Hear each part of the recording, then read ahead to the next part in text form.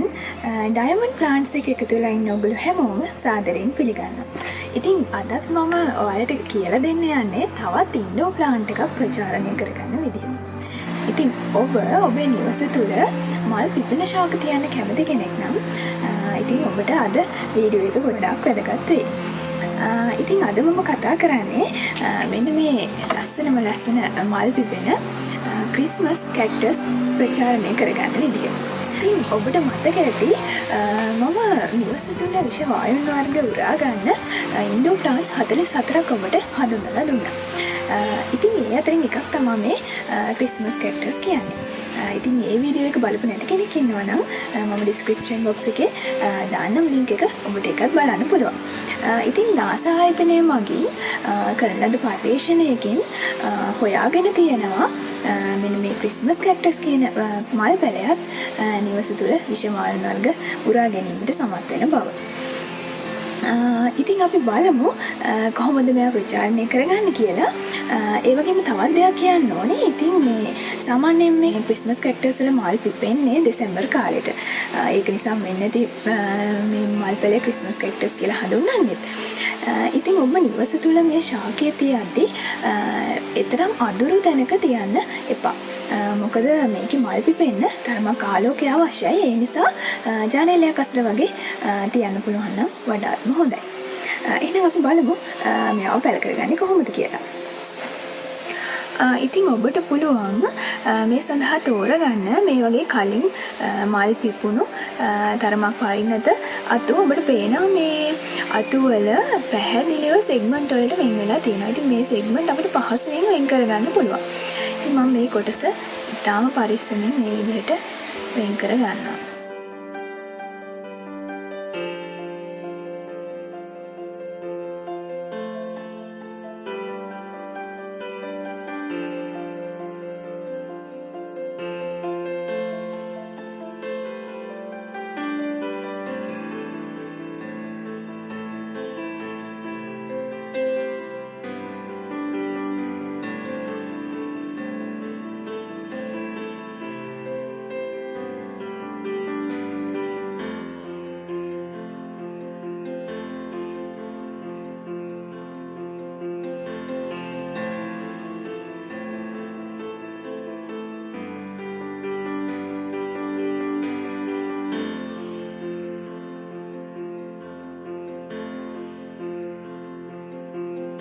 හොඳයි, මේ ආකාරයෙන් අපි මේ ලබාගත් අතු ටිකේ ඉන්පසු මෙන්න මේ මල් කලින් පිපිලා තියෙන ඒ වගේම මේ උඩම සෙග්මන්ට් එක මම තනියම වෙන් කර ගන්නවා මේ විදිහට.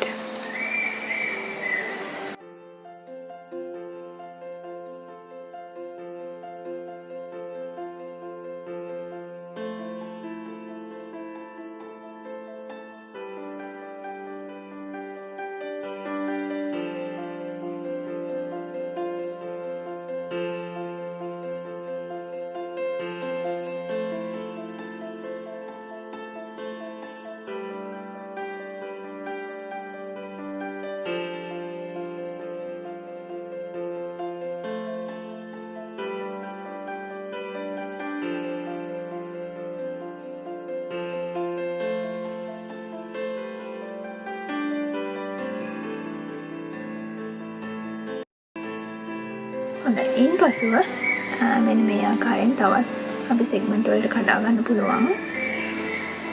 මේකත් වෙන් කර ගන්න පුළුවන්.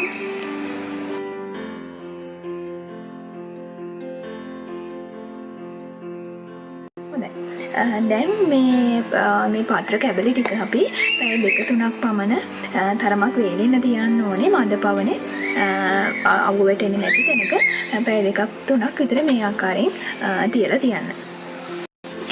හොඳයි, පැය 2-3කට පසුව අපිට පුළුවන් මෙන්න මේ වෙන් වූ ස්ථාන ටික දිලීර නාශකයක ගිල්වා ගන්න. එහෙම නැත්නම් මේකට දිලීර ආසාදන එන්න පුළුවන්.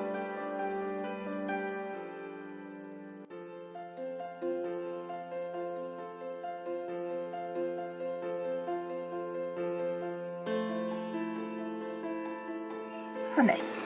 දැන් ඔබ මේට මේ රූටින් හෝමෝන් එකක් භාවිතා කරන්න පුළුවන්. ඉතින් ඔබට රූටින් හෝමෝන් එකක් හොයාගන්න නැත්නම් මම කලින් වීඩියෝ එක කරා ස්වභාවික අමුද්‍රව්‍ය යොදාගෙන කොහොමද අපි මුල් ඇද්දවීම ඉක්මන් කරගන්නේ කියලා. ඉතින් ඒ අමුද්‍රව්‍ය උනත් ඔයාලට මේ සඳහා යොදා ගන්න පුළුවන්.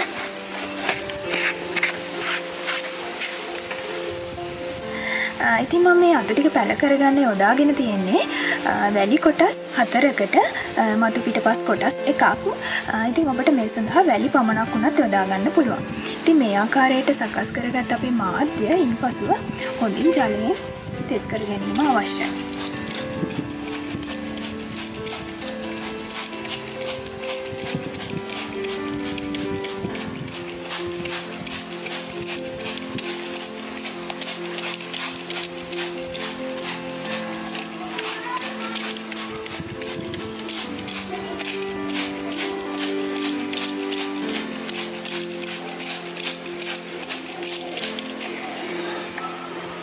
හොඳයි, දැන් ඔබට පුළුවන් මේ විදිහට රූටින් හෝමෝන් ඇප්ලයි කරලා මේ මාධ්‍ය මේවා මේ ටික සිටුවා ගන්න.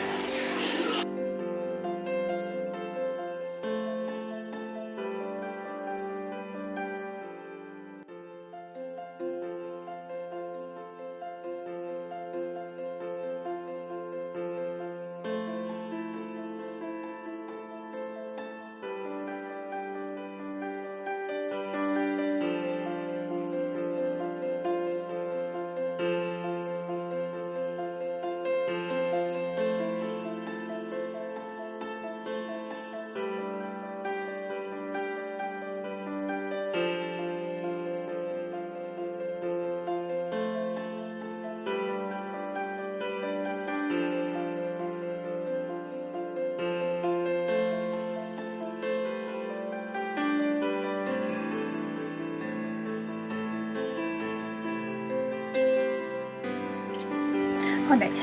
දැන් අපිට මේ අතු ටික සෙවන සහිත ස්ථානයක තියන්න පුළුවන්. සාමාන්‍ය සති 3ක් 4ක් වගේ යද්දි මුල් ඇදීම ආරම්භ වෙනවා.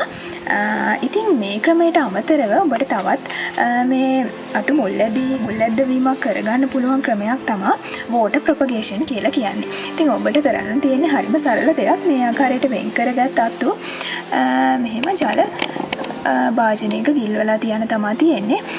ඉතින් ගොඩාක්ම ජලයට යට වෙන්න දෙන්න එපා.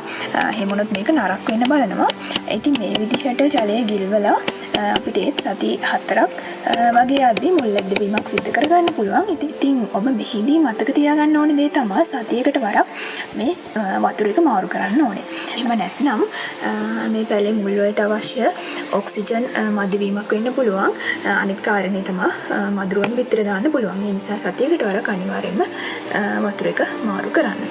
ඉතින් ඔබට සති 4කින් විතර මුල් ඇද්දවීම ඔබේ ඇස් දෙකෙම බලන්න පුළුවන්. ඉතින් මේක මේ විනෝදාංශයක් විදිහටත් ඔබට කරන්න පුළුවන්. මොකද අපිට දිනපතා මෙහි මුල් ඇද්දවීම කොහොමද සිද්ධ වෙන්නේ කියන එක අපිට ඇස් දෙකෙම බලන්න පුළුවන් හින්දා විනෝදාස්වාදය සඳහාත් කරන්න පුළුවන් වැඩක්. හොඳයි, සති 4කට පස්සේ අපි බලමු මෙයාලගේ මුල් ඇදීම කොහොමද සිද්ධ වෙලා තියෙන්නේ කියලා.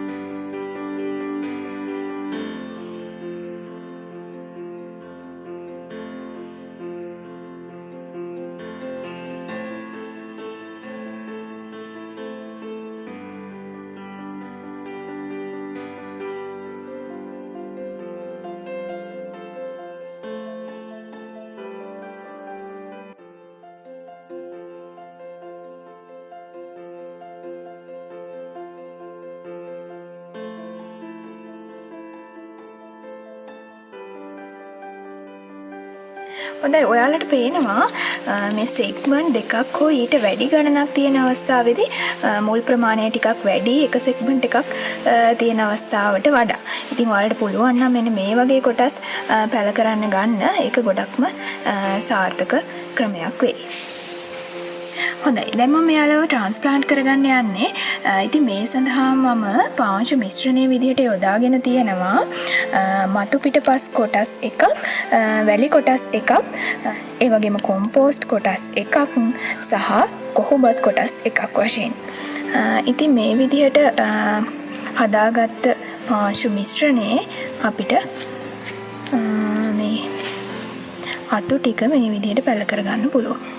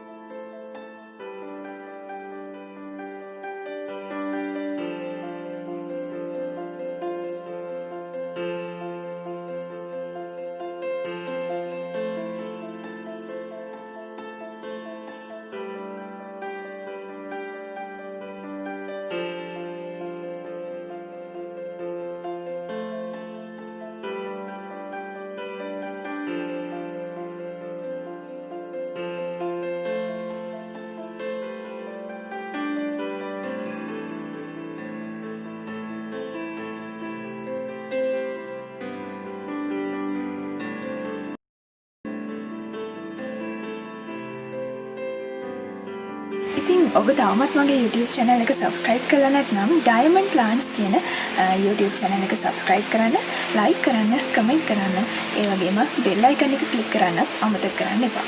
එහෙමනම් නැවතත් මෙවැනිම වටිනා වීඩියෝ එකකින් හමු වෙනතුරු ඔබ